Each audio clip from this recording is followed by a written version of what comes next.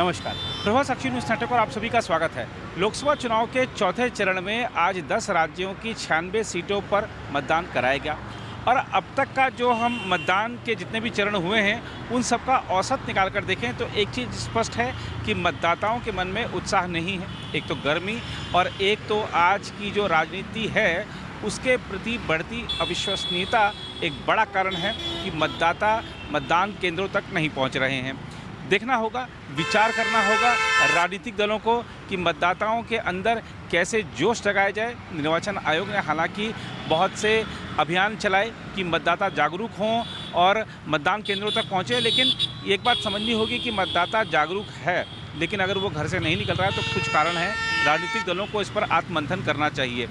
Vote कितने मिले उसको पर तो वो मंथन करेंगे ही, लेकिन मतदाता क्यों नहीं घर से निकलते इस पर भी मंथन होना चाहिए। अब ये समय आ चुका है। लेकिन अगर हम बात करें आज की जो 96 सीटों पर मतदान हुआ है तो कई हॉट सीटें थीं, चाहे हैदराबाद की असदुद्दीन ओवैसी की सीट हो, चाहे गिरिराज सिंह जो कि केंद्रीय मंत्री हैं उनकी सीट हो, और चाहे अखिलेश यादव कन्नौज से जो कि चुनाव लड़ रहे हैं उनकी सीट हो। हम आपको विस्तार से बताएंगे कि आज कहाँ कहाँ पे चुनाव हुए और ख़ास तौर पर आज श्रीनगर में जिस तरह से मतदाता उमड़े वोट देने के लिए वो दिखा रहा है कि लोकतंत्र हमारा जम्मू कश्मीर में कितना मजबूत है। और ख़ास तौर पे 370 हटाए जाने के बाद घाटी में ये पहला चुनाव है, बड़ा चुनाव है, जो कि देखना होगा कि परिणाम क्या रहते हैं। लेकिन आइए इस रिपोर्ट के माध्यम से जानते हैं कि आज किन सीटों पर मतदान हुआ और कौन कौन से बड़े चेहरे इसमें रहे। देश में लोकसभा चुनाव के चौथे चरण के तहत उत्तर प्रदेश, आंध्र प्रदेश और तेलंगाना समेत 10 राज्यों और केंद्र शासित प्रदेशों की 96 सीटों पर आज मतदान कराया गया। चौथे चरण के चुनाव में अखिलेश यादव, केंद्रीय मंत्री गिरिराज सिंह, तृणमूल कांग्रेस के नेता महुआ मोइत्रा और एआईएमआईएम के असदुद्दीन ओवैसी जैसे दिग्गजों की साख दांव पर लगी है। इस चरण में समाजवादी पार्टी प्रमुख अखिलेश यादव भी चुनाव लड़ रहे हैं।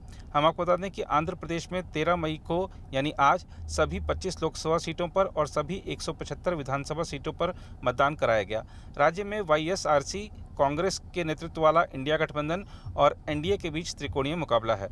हम आपको बता दें कि 96 लोकसभा सीटों के लिए कुल 1717 उम्मीदवार मैदान में हैं और इस चरण में 8.73 करोड़ महिलाओं सहित 17.70 करोड़ से अधिक पात्र मतदाताओं के लिए 1.92 लाख मतदान केंद्रों पर 19 लाख से अधिक मतदान कर्मी तैनात किए गए थे।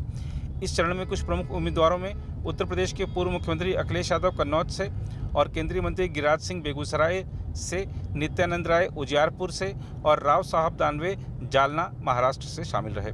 कांग्रेस नेता अधीर रंजन चौधरी और तृणमूल कांग्रेस के उम्मीदवार और पूर्व क्रिकेटर यूसुफ पठान दोनों बहरामपुर पश्चिम बंगाल से, बीजेपी की पंकजा मुंडे बीड़ महाराष्ट्र से, असदुद्दीन ओवैसी हैदराबाद तेलंगाना से और आंध्र प्रदेश में प्रदेश कांग्रेस अध्यक्ष वाईएस शर्मिला कडप्पा से चुनाव मैदान में हैं। केंद्रीय मंत्री अजय कुमार मिश्रा उत्तर प्रदेश की खीरी सीट से हैट्रिक बनाने की जुगत में हैं। तृणमूल कांग्रेस की महुआ मोइत्रा भी पश्चिम बंगाल की कृष्णानगर सीट से फिर संसद पहुंचने के प्रयास में लगी हुई हैं। उन्हें प्रश्न पूछने के बदले नकदी लेने के मामले में लोकसभा से निष्कासित कर दिया गया था।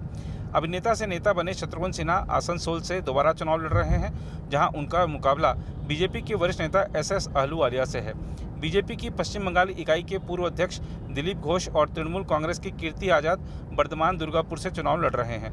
लोकसभा चुनाव के तीसरे चरण तक अब तक 543 में से 283 सीट पर मतदान संपन्न हो चुका है। तेलंगाना की 17, आंध्र प्रदेश की 25, उत्तर प्रदेश की 13, बिहार की 5, झारखंड की 4, मध्य प्रदेश की 8, महाराष्ट्र की 11, ओडिशा की 4 और पश्चिम बंगाल की 8 और जम्मू कश्मीर की 1 लोकसभा सीट श्रीनगर पर भी मतदान आज कराया गया। लोकसभा चुनाव के पहले 3 चरणों में हम आपको बता दें कि पहले आज चरण की बात कर लें तो 66.14%, दूसरे चरण में 66.71% और तीसरे चरण में 65.68% और चौथे चरण में भी लगभग इसी के आसपास मतदान हुआ। निर्वाचन आयोग का मानना है कि 2019 के संसदीय चुनाव की तुलना में पिछले 3 चरणों में कम मतदान का एक कारण लू की स्थिति रहा। अगर आप भी लेना चाहते हैं देश दुनिया की तमाम जानकारी तो आज ही सब्सक्राइब करें हमारे चैनल को। साथ ही नीचे दिए बेल आइकन को जरूर दबाएं ताकि हर अपडेट आप तक पहुंच सके।